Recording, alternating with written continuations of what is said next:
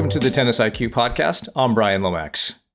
And I'm Josh Berger. And today, for our 200th episode, we're going to be talking about 10 lessons. 10 lessons learned from these past 4.5 or so years, these past 200 episodes.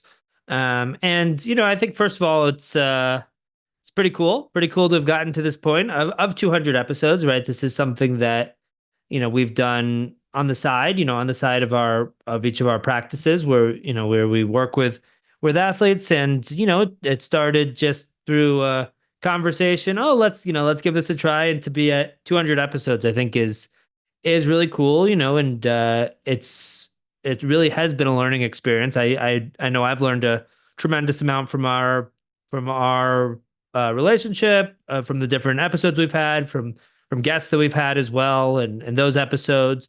Just looking forward to diving into some different lessons that each of us have picked up from this journey, from these 200 episodes. So we can start there. Brian, wanted to see, before we maybe dive into some of the specifics, wanted to see if there's anything that you wanted to maybe say from the start as well. Sure. I mean, it's been it's almost 4.5 years doing this, which is kind of amazing when looking back at it. It doesn't feel that long, that we were in the pandemic, and now we're almost in, when we're recording this, almost in 2025. So yeah, there are a lot of things that we have learned, or, I might put this in different categories: learned or reinforced themes that have come up, or even maybe some things that we knew but got extended into even more than we thought. And so it's there's a lot here. There's a lot of different themes, really cool themes that we've thought of. So, the process that Josh and I went through for preparing for this episode was each one of us would come up with 5 items, and we would talk about those. Now, as we were doing our show prep, we have a couple of overlaps. So we're not going to actually have 10, probably going to have 8, but a couple of them will be shared. And I think that that's a reasonable way to do it, to kind of keep the time efficient, and so that, all of you as listeners can maybe even go back to some of these episodes, because many of the themes that we came up with were not just talked about in one episode, but they were covered in multiple. And I think this is an opportunity, as we get to near the end of the year, to reflect on some of the bigger themes that are important when it comes to trying to become the best player and competitor that we can become. So the way we're going to do it is we're going to start with one of our shared top items first, and then we'll end with one of our shared items. And so Josh, let's begin with something. Again, this has permeated many episodes, but was really talked a lot about in our episode with Christina Rollo and Dave DeHaan, which is everything is practice. Would love to hear your thoughts on that, and maybe how you've used that, with your clients, and how you've maybe even extended that thought that we discussed with Christina and Dave. Yeah, I think so. I've thought back to that episode a lot. And, Christina brought up this point of, everything being practice. And I think it's a concept that is sort of, is almost simple at its face value, but then you have to, once you think about it a little bit more, I think it applies to a lot of different things. So what does that mean exactly? Everything is practice. So sometimes I'll mention that to someone, they'll say, okay, well, it's not practice, right? This is a tournament I'm playing in. This is a match. This matters. And yes, that's true, right? I think the idea is that anytime you do something, right, and let's say competition in particular, yes, there are consequences, right? Okay, I'm playing in this tournament. This is going to impact my UTR. This is going to maybe impact my NTRP rating. This is, this maybe my ranking. Maybe if I'm on a team, a junior team, high school, college, USTA team, maybe winning and losing impacts my spot on the team. Maybe it impacts, what other people think of me. But ultimately, yes, those things are all true. But ultimately, it's also practice, because, you will be in similar situations in the future. So just like, yes, there's consequences now. Yes, this feels important now. Yes, it is important in certain ways now. This is also practice for the future because guess what? You're going to be in similar situations in the future. And just like, let's say you're playing against a certain playing style that you don't generally like playing against. Okay, that's practice for the future as well, because the next time you play a somebody who pushes the ball or moon balls, or next time you play somebody who makes line calls that you disagree with, since that's gonna happen in the future, this is practice now for that situation as well. So this idea of everything is practice, I think, is really key because anytime you're out there in a situation, you will have future situations that are very similar. And what I think it does, this, embracing this sort of philosophy, I think it tends to take a lot of pressure off of people. Because instead of having this sort of tunnel vision that, okay, this match I'm playing or this tournament I'm playing in is so important and I have to win and I need to win. If we can take the approach that everything is practice, yes, I'm trying to do everything I can to win now, but I'm also able to recognize that this is just one match. This is just one tournament. And yes, it feels important now, but it's also probably even more importantly, this is practice for my future. And how I handle this will impact how I handle that in the future. And I think that approach can take a lot of pressure off because it doesn't feel quite as consequential that way because we're able to zoom out and sort of see the big picture and put things into perspective.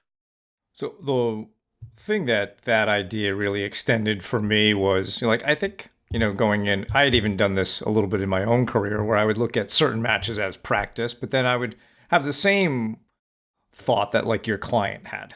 Well, oh, this counts, and I kind of separated it. But then, similar to what you were saying, Josh, there are going to be situations that we want to practice. So, for example, I'm working with one player who, and this is very common, struggles in first round matches, often struggles just in first sets. And so we're talking about the next tournament as, okay, we're going to practice playing first round matches. We're going to get better at that, or we're going to practice playing players who you should beat, right? Or who are not as experienced as you, so that it becomes more normal. And like you said, when we look at it as practice and we're thinking more about the long-term purpose of becoming the best player we can become, it's not about have to win today. It's really more about, I got to learn something today. I have to really practice these specific things if I want to be a great player. And I recall, Christina and Dave talking about Victor Enescu, player that they worked with, career high ranking, 26 in the world.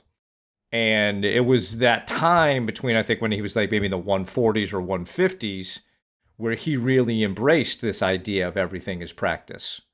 And it helped him to achieve his career high ranking. So this isn't something we're just saying to junior players or adult club level players or whomever. We're talking about this as a philosophy of excellence that can work at all levels. I remember Marius Bernard telling us, I think maybe this was even in a LinkedIn comment, Josh, when with everything is practice, that he recalls Shang Schalken, the Dutch player from the 90s, also looking at things as practice. Like, I'm going to practice playing Wimbledon. I'm going to practice playing a Grand Slam first round match. So yes, everything we're doing is we're trying to practice and be better at that thing. And so when we do look at it that way, now it's not so much about I have to win. It's much more about what can I get out of this? This is practice. What can I get from this experience so I can learn and improve myself? Any last thoughts on everything is practice? I just think I feel like it can really be a concept that just completely flips the switch on for somebody. Yeah, totally. Right? Instead of viewing each situation as do or die, as the end of the world, it's, hey, this is practice. If my end goal, and I think we'll talk about this with some of our other takeaways, but if my end goal is to be the best player that I can be, then and to be the best person and best player that I can be, then this tournament I'm playing in, yes, it's important, but it's not everything. Because I know that I'm going to have great tournaments and not such great tournaments. I know that that I'm going to have those ups and downs. And I know that I'm simply at this tournament to try to get better, to try to get a little bit closer to that end goal.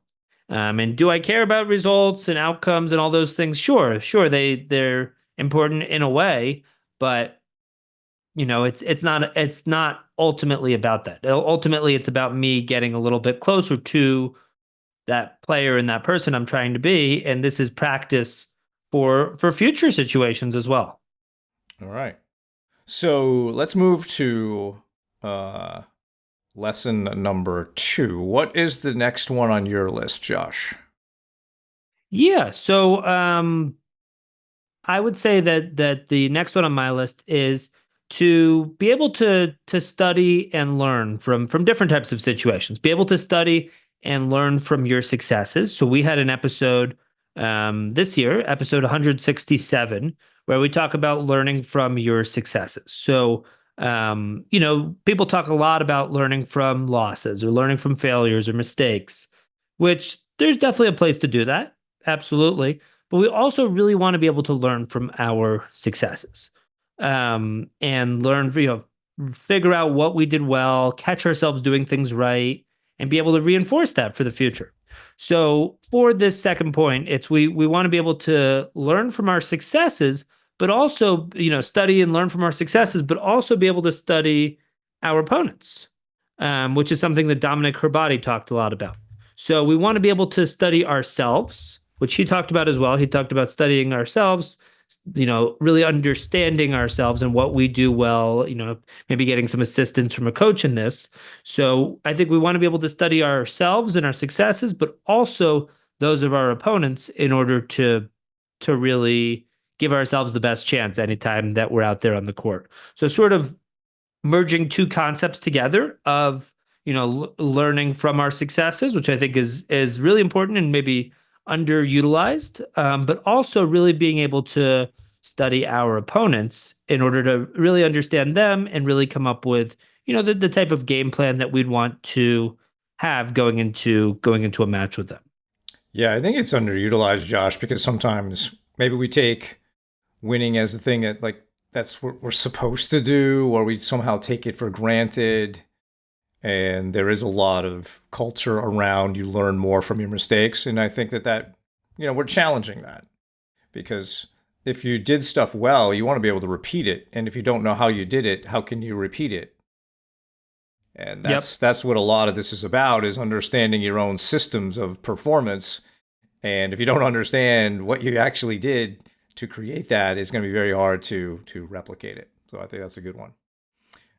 You mentioned Dominic Herbati, so that's kind of my next big one, where I think what I loved about that episode, one part of it was that Dominic was talking about how he went from maybe it was around 200 ATP to 77 in the world in less than 12 months, and he's like, how do you think I did that? Did I get bigger and stronger? Did my shots get so much better that I was able to do that? And he's like, no.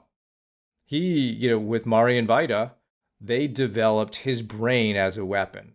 And so Vaida taught him to read the game, to analyze opponents, and the way he got him to really practice that was to develop his game plan, to write out his strategy and tactics before a match, so that he had a sense of what he thought would happen during a match. And he noticed in the Challenger Tour like that he felt ahead of them. He sort of knew what they were going to do, maybe even before they knew what they were going to do. And that this became one of his best weapons. It was interesting, Josh, to hear him at first say, oh, I thought, everybody was going to be doing this on the tour. And he found out that hardly anyone was doing this.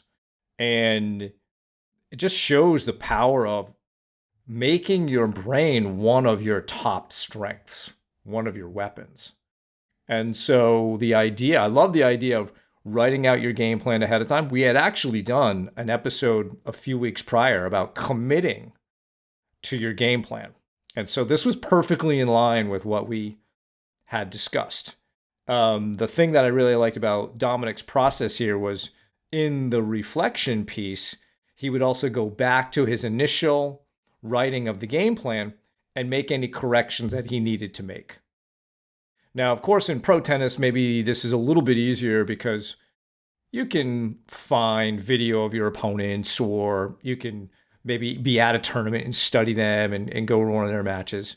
For many of us, we don't know always who our next opponent is or how they've been playing recently and so forth. But that doesn't mean we can't write out a game plan of what our strengths are and how we hope to utilize those or impose those on our opponent. And I think the writing out, and we talked about this in committing to the game plan, is a good way to just have it in your mind, to prime your mind to play that way.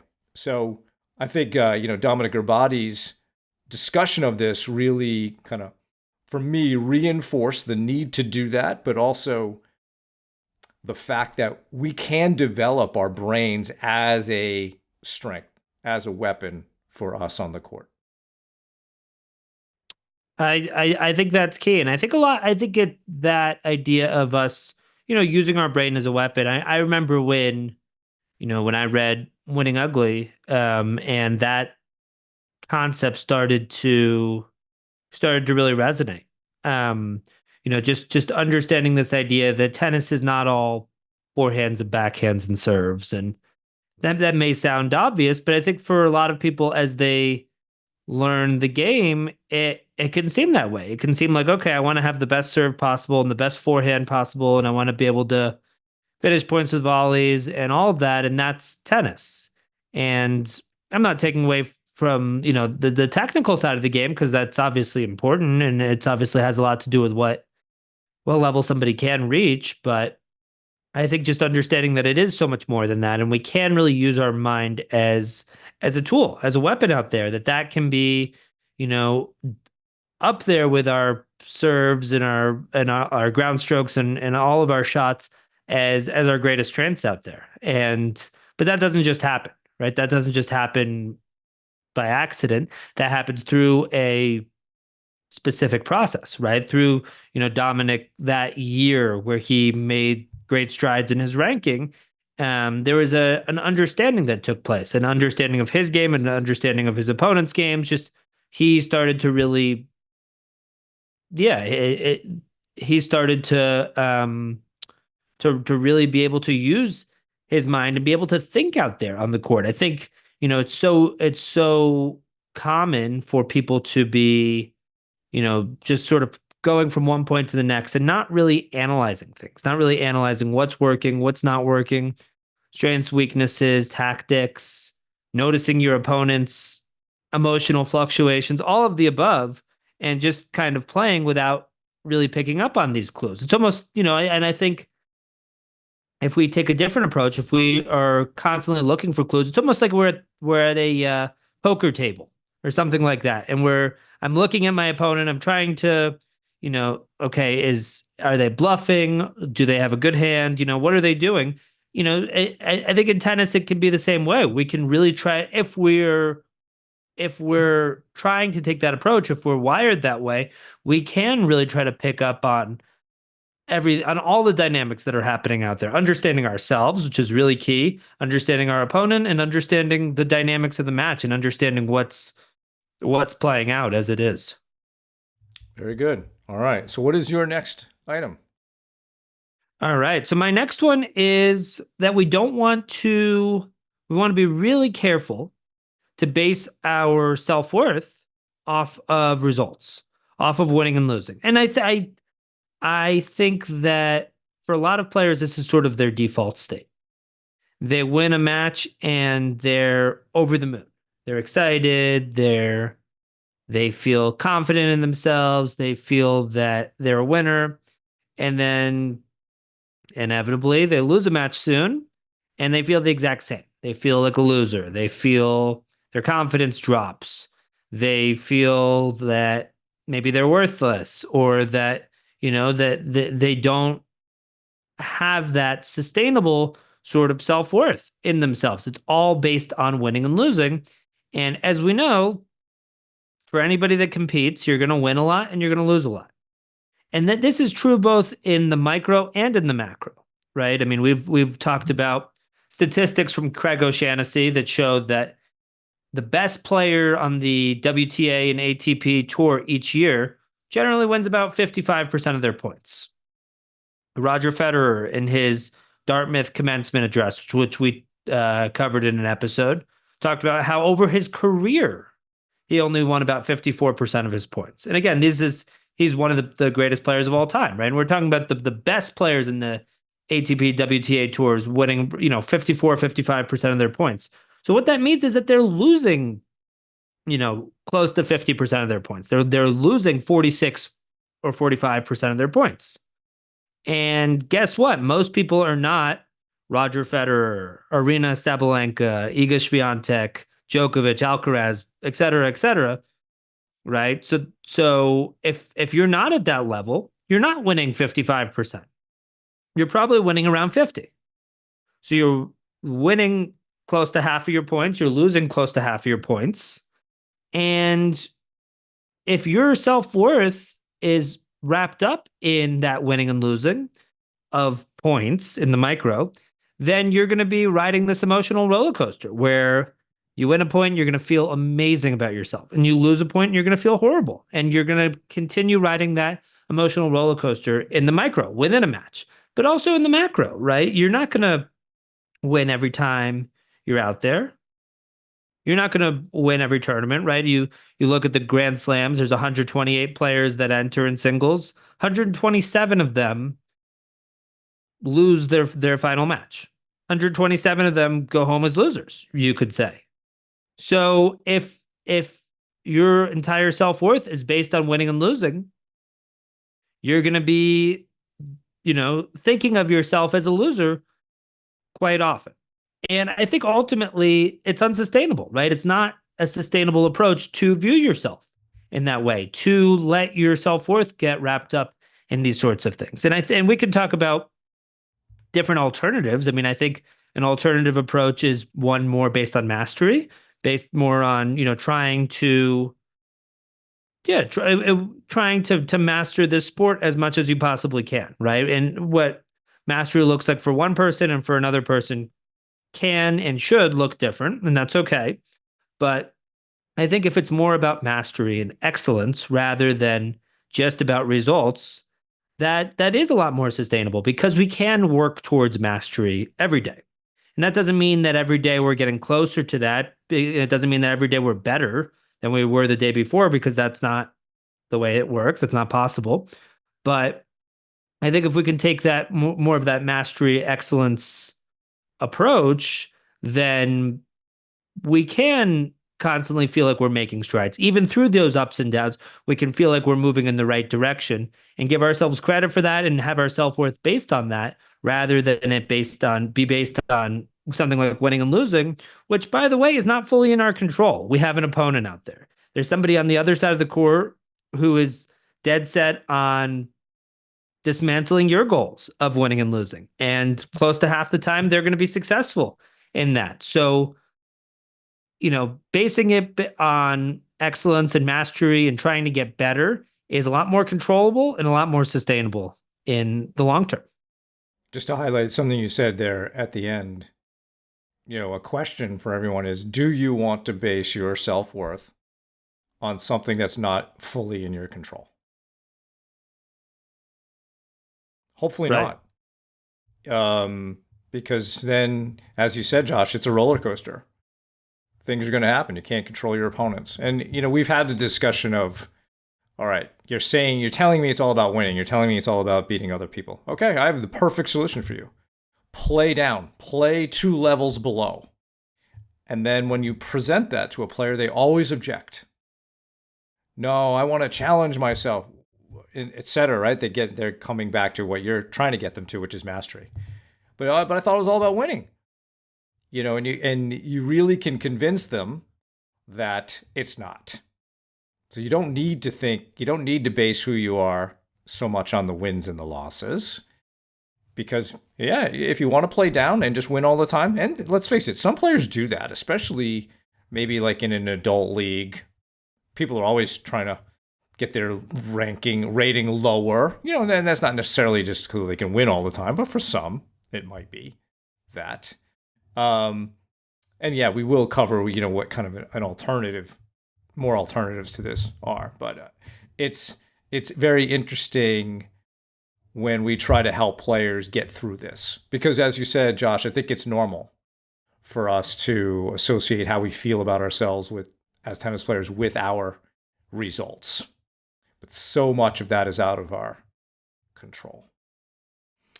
All right, so the next lesson I have, and we did cover this in a lot of different episodes, but I think much more kind of overtly with Ryan Harrison in that episode, which was to minimize your decision errors. So we talked with Ryan about the difference between a decision error and an execution error. So a decision error being one in which, was this the right choice of shot and target based on the situation, based on where I'm standing on the court or how I'm moving there? And so whenever a player would make a mistake in training with Ryan, he would ask them, all right, was that a decision error or an execution error? And, if it's a decision error, we want to try to minimize those. We want to understand what a good decision is. And, in a couple of episodes, we had some frameworks for that. We talked about 7-shot tennis with Dan McCain. We've talked multiple times about directional rules. Sometimes I call those the Djokovic rules, or others may know them more commonly as Wardlaw's directionals. These are all frameworks for helping you to make good decisions, although not everyone necessarily uses them as frameworks. They may understand directionals, but they may not adhere to them as much as they should. And I think that was one of the points that we made in some of these episodes, was to have a decision making framework and follow it all the time. There's a reason that you have that, and you don't want to abandon it under pressure. And so the more that we understand what a good decision is, the more we can just be moving to a ball and already knowing where it should go. It won't be, oh, should I go line? Should I go here? Should I go there? With these frameworks, you can just be moving to a ball, whether that's laterally or moving forward, and you already know what the right shot is. And if you don't know that, then look into these frameworks or discuss with your coach, what are good decisions to be making from here and here and here, different spots on the court. But I think that was great to hear from Ryan, because, again, Josh, I think so many of the things that we talk about, sometimes they're construed as only maybe for one particular level of play, and they're not. Again, these things apply to pro players, and you will watch lots of pro players make bad decisions. We've talked about, Carlos Alcaraz, as great as a player as he is, he often, when he loses especially, makes too many errors, and many of them are decision errors, not just execution errors. So the idea of we as players reducing our errors, reducing our unforced mental errors, is a real great means, I think, of improving your game and your results. Definitely. And this was a concept that I had, been familiar with, sort of as this idea of, I guess, good mistakes and bad mistakes, right? This bad mistakes being, more I'm making the wrong decision. It's maybe low percentage. And good mistakes being, okay, I'm going for the right shot, I just didn't execute. But I really liked the way that Ryan presented it, where it's, you can do it. And he said I think he called it his favorite drill, right? His favorite practice drill, or something along those lines. That, okay, let's try to go for 5 minutes, right? Let's try to hit for 5 minutes, or even, play a tiebreaker, let's say. And let's see if I can have 0 decision errors, right? Again, that doesn't mean I'm making no mistakes. It doesn't mean I'm making no, forced or unforced errors ultimately, but I want to have zero decision errors, meaning that anytime I do make a mistake, can I justify it? Can I justify where, what was I thinking with that mistake? What, was it high percentage? Was it the right play? And what might be the right play for an Alcaraz and for a Sinner might be a little different. And what's going to be the right decision for somebody else is going to look different too. But can we be able to justify that decision that was made? And if we can, and we just simply missed, okay, that's an execution error, and we can live with that. But if we're making too many decision errors, I think then we end up throwing away points. We end up throwing away points. We're playing too low percentage, and that's ultimately what we want to be careful of. And I agree with that point with Alcaraz. I mean, I think we all know Alcaraz can be spectacular, and he can hit shots that nobody else can. But he also can get in his own way at times. And again, he's really young. He's what, 21? So he's has has much of, as successful as he's been, he has, so much of his career in front of him. But he, yeah, can get into that, his decisions at times can be questioned. He can play low percentage at time. And I think the part of the reason why is because at times he gets away with it. At times he plays low percentage and he hits exceptional highlight reel shots. But I think the idea is, again, I'll bring up that same word I brought up earlier, sustainable, right? The most sustainable approach is one where you are playing higher percentage, playing with a little bit more margin, playing aggressively, using your positioning, all of that.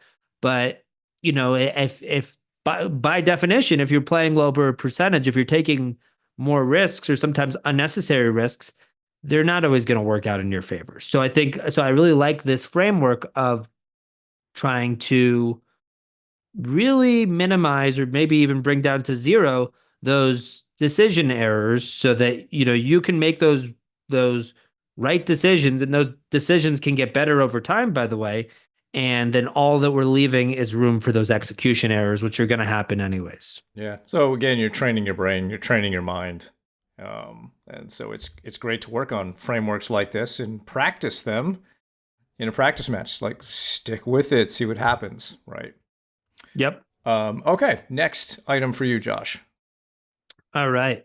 So this next item is one that we've talked a lot in different episodes, and Brian, it's actually an approach that I know you've talked a lot about, and something I would say I've learned, or learned or developed more from you as well. But it really is to take a little bit more of a deeper philosophical approach to the sport, right? I think I often think about this, sports psychology work as sort of, helping players build this mental toolkit, helping them build this mental toolkit of different tools, whether it's, self-talk or breathing or routines or, even big picture, being able to have, long-term goals for yourself or process goals or different relaxation strategies. And all of that is great. And I do a lot of that work with people. And I think and I think you do as well, Brian. And I think there's we talk about that in our episodes. And I think that's a really important piece of this. But I think what I've come to realize, through our episodes, through a lot of our discussions, is that there's another piece to it as well. And that other piece is that sort of philosophical approach, is that, some of those deeper questions, like, why do you play in the first place? Right? I think that's an important question that is often not fully examined, that is often not as answered, as analyzed as it could be. Right. Okay. Well, why do you play? Right. Or what is your ultimate goal here? Right. People might say, oh, I like to win, or, I want to have a good ranking, but it's like, okay, well, what if maybe it's more than that? Maybe it's more about being the best player you can be. Right. Maybe it's about, character wise, trying to improve things, trying to do things at as high of a level as you possibly can. Right. So I think by taking that philosophical approach, by being able to ask yourself some of these deeper questions, you start to really understand yourself a lot better. And then some of these other pieces start to come into place. Some of these specific tools that I was mentioning earlier start to come into place. But I think that what this does, this philosophical approach, can really be that foundation that a lot of this is based on, right? So, being able to think through, okay, well, what is my approach to competition? How do I view winning? How do I view losing? Right? Even that idea of everything is practice is sort of a, more of a philosophical idea. So, if we were to sort of separate it into some of those specific skills and tools, like some of the ones I mentioned earlier, and then sort of those broader, I guess, broader concepts or broader perspectives, I think, just there should be that balance. There should be enough of that foundation on these broader concepts, on these big picture questions that somebody should ask themselves. And then once that understanding is gained, then it's a lot easier to be able to layer in some of those other, some of those specific mental skills and tools. So that's I would say, something that's definitely changed within me and within my practice these past few years. And I think a lot of that is based on our conversations and based on your approach as well, Brian. Yeah. And I appreciate you bringing that up, Josh, because I do think it's an important way of looking at this work. And I think it's not something that happens a lot with practitioners in the mental skill space. And, when I was going through my doctoral program, I had to come up with this theoretical orientation to performance excellence. And you had to come up with sort of a pithy way of describing it. And so some practitioners use the word eclectic, which I don't particularly like because I think eclectic sounds like a hodgepodge of ideas, as opposed to something that's a little bit more coherent. And so, my approach classified it as an sort of an existential cognitive approach. So what does that mean? Really looking at this from an existential philosophical perspective about purpose and life projects, pursuing your projects with passion, to try to, like from a tennis perspective, be your true authentic self on the court, using your strengths and gifts much more so than trying to be well-rounded and trying to just be what somebody else wants you to be, kind of thing. And then the cognitive piece is really a lot around what you mentioned earlier, the normal mental skills that people work on, of focus and routines and relaxation strategies and visualization and self-talk. And yeah, of course, we all do those things. But if you can layer in a little bit more of helping athletes even develop their own philosophy of excellence, now you're giving them better ideas behind how they think. And with better ideas comes really better emotions that you can construct in the moment. And that's the reason that we talk about that. And to go back to your lesson learned about performance-based identity, right? Basing your self-worth on performance results. What's maybe the antidote to that? Well, connect with your purpose. Can you base what you did today on how well you may have closed the gap between where you are today and who you want to be as a player? And yeah, every day you're going to make some sort of progress. Can you celebrate that more so than be upset about a loss or poor performance? So performance-based identity versus purpose. I know we'll get into this a little bit more with our shared last lesson, but before we get to that, and this might kind of be a good transition for us, Josh. I think actually both of these are. I think something that has been reinforced for me and over the last couple of years, and we talked a lot about this with Nick Saviano, is that enjoying the sport, like deriving joy from the sport, is really the most important element of long-term development and fulfillment in tennis.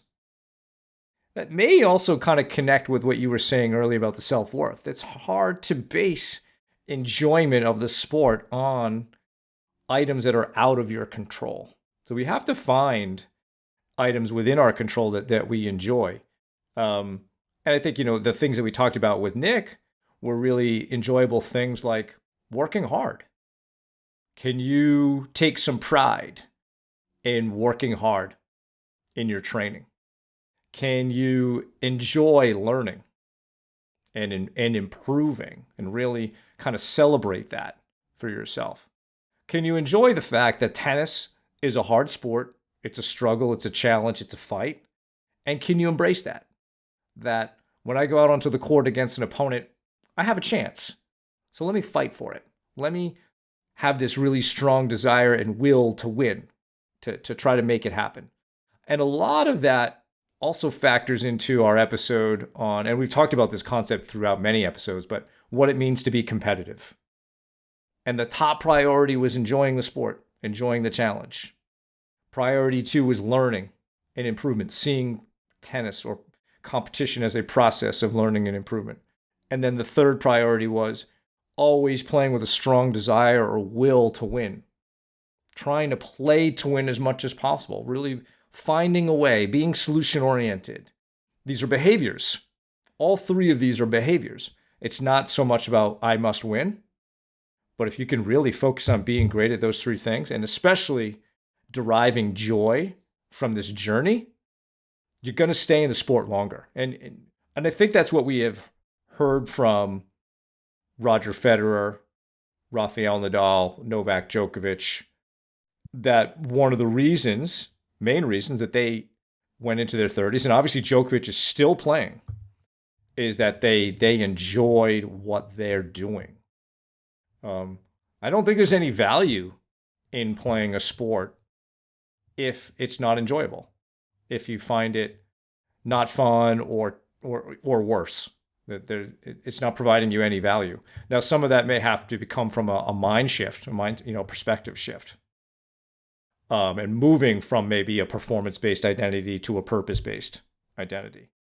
But can we all learn to derive more enjoyment and joy from controllable aspects of tennis? We're not saying don't have any joy when you win. That, of course, is enjoyable. That's part of it. But it can't or shouldn't perhaps be the primary source of enjoying your tennis. So I think that's something that we can always kind of connect with, because it's very easy to fall back into, oh, I lost, I feel terrible, I made mistakes, etc. Okay, that's normal. What did you do well? What did you improve at today? Hey, you're doing something hard. If this was easy, everybody would be doing it, right? Take some pride in the fact that you are doing something hard. It's making you a stronger person. So would love to just get some brief thoughts from you on the joy part. I think it's critical. It's actually an idea that I've thought about a lot this past year as well. I guess I don't think I've mentioned this, but I'm sort of in the early stages of writing more about this idea of writing a book actually about this idea of trying to sort of help athletes find the fun again. And I don't think this happens to everybody, but I think for so many athletes, I see this with adult athletes, but I definitely I often see it among junior athletes. People start playing a sport and they love it. It's a blast. They're having so much fun. They're playing with their friends. They're chasing after a ball. They're working on their game. They're getting better. But at a certain point, it starts to become so result based. And once it's similar to that last point about basing your self-worth off of results and winning and losing, once it becomes that way, it often starts to become really stressful. And this in sport, the sport that was once this great passion, this great love, it starts to become this stressor. It starts to become this it can, again, not for everybody, but I do see it happening at times.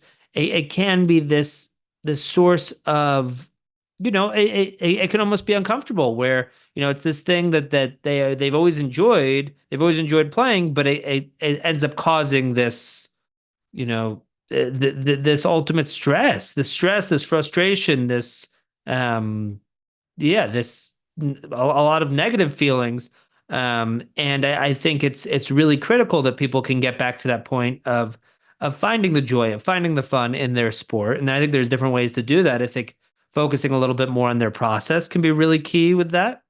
Trying to take more of that mastery approach, trying to make that the main goal can help with that as well. I think that there's, I think that trying to make a conscious effort to enjoy those ups and downs, right? And enjoy it every day, be grateful for being out there. I think there's a lot of things that can be done, but I absolutely agree that it's an issue that so many people fall out of love with their sport, or sort of lose that joy. But also I think it is something that we ought to be prioritizing more. And I think if we look at the environment around the player, it's really incumbent on coaches and parents, or if you're on an adult team, captains of teams, that they work on this as part of that environment. Because if the environment from the coach is it's all about winning, it's going to be really hard to enjoy what you're doing all the time. So it's, the environment has to also match that. The player can have that, but we want to make sure that there are other elements of that that help really foster that enjoyment. So, all right, our last point, and this is a shared one, I think, Josh, is being a better person makes you a better player, makes you a better competitor. Would you like to go first? Yeah, this is a perspective. This is a concept that we've been talking about sort of from the start. Actually, our second episode ever, episode 2, we interviewed Brian Barker, who was James Blake's coach for many years, from the time he was a junior through his ranks as a top professional player, number 4 in the world. And so ever since that second episode, we've talked about this concept, and also Ryan Harrison, who we had on, this year. He talked about this very concept as well. And I think with both of them, it's about trying to make that end goal about being not just the best tennis player you can be, which is definitely a part of this, but being the best person you can be, which I think by being the best person you can be, by upholding, your character traits, by going about things in the right way on a day-to-day basis, that helps make you the best player you can be. So by being a better person and by prioritizing that, it ends up helping you be the best player, the best tennis player that you can ultimately be. And I think this relates to this whole idea of of the process, right? And people will say that sort of in a vague way. Oh, focus on the process, focus on the process. But I think we can focus on the process in a specific way. We can be really specific about what that means, right? Whether that's specific process goals, or whether that's specifically, okay, what do I need to do with my process? And oh, what do I know? Oh, isn't that interesting? By focusing on my process, I end up having better results. It's kind of the same way, where by focusing on being the better, as good of a person as I can be, I end up being a better player, right? And so it's sort of like, by focusing on how we get there, by focusing sort of on those ingredients that are needed, we end up having that end result that we want. So instead of it all being about tennis results, and I need to be better at this, I need to be better at this, let's focus on being the best person we can be. And that shows up, that best person shows up on the practice court by going about things in a certain way. That best person shows up on the match court or in the tournament court by going about things in a certain way as well. And those things leading to hopefully you having those results that you want, being the best player that you can be. But that all starts by you being the best person you can be. So really, I think that's a concept that definitely resonates with me. I know it resonates with both of us, but I think it's been cool that that's been sort of a thread that has gone through these past 4.5 years or so, through all these episodes. But yeah, wanted to see some of your thoughts on it, Brian. Well, I think the Brian Barker episode is a great starting point. I believe he brought it up from the perspective of this was what his parents wanted him to focus on. Yep. And so they didn't, it was a way for taking pressure off about winning. And they just wanted him to be the best person that he could be. So it gave him something very specific to focus on. but it also ended up being a competitive advantage in the long term because you are making yourself a stronger person by trying to, be more virtuous, to have better sportsmanship, to be fair, to be honest, to be a good kid. And Brian was one of those players, in the New England region of the United States who was number one in the 12s, the 14s, the 16s, and the 18s. That doesn't happen so much in probably any region in the United States. New England is not one of the biggest regions. It's a fairly strong region, but it's rare that somebody can do that. But Brian did that. So I think that there's that piece of it, Josh. It could be something you can focus on very specifically about how you want to be, but then it ends up being a competitive advantage because it's making you mentally and emotionally stronger out there. You're willing to do hard things. So Ryan Harrison also mentioned, I think he used the phrase better person, better results. Mm-hmm. So very, very similar. And I think we've probably mentioned in some episodes the New Zealand All Blacks. They have a motto, better people make better All Blacks. So that can really help apply to our team situations, but even individually. If you are a better person, you will be a better competitor. So, important virtues, courage, patience, self-control, enjoyment. There might be different, values that you have, gratitude, etc. If you can be practicing these virtues and values through the sport of tennis, you will become a better person and you will become certainly a better tennis player. And I think if we go back to the point about sort of the philosophical approach, Josh, and the mastery piece, this is really what it's all about, is trying to become the best person that you can become. Tennis is really a means of practicing those skills. It's like, you sign up for a tournament or you're going to play a team match. You're voluntarily putting yourself under stress and adversity. That's what you signed up for. And so what's the purpose of it? It's to test you. It's to test out these different aspects of who you are, different aspects of your character. And it gives you opportunities to practice them. Many, and so just remember, we're all volunteering to go out there and kind of torture ourselves with pressure and adversity, etc. And you will learn something from that. You might learn exactly how not to play under pressure or to react to something. That's okay. We now can cross off one option that we know that doesn't work. What will I try the next time? And it's all about that process of learning and improvement.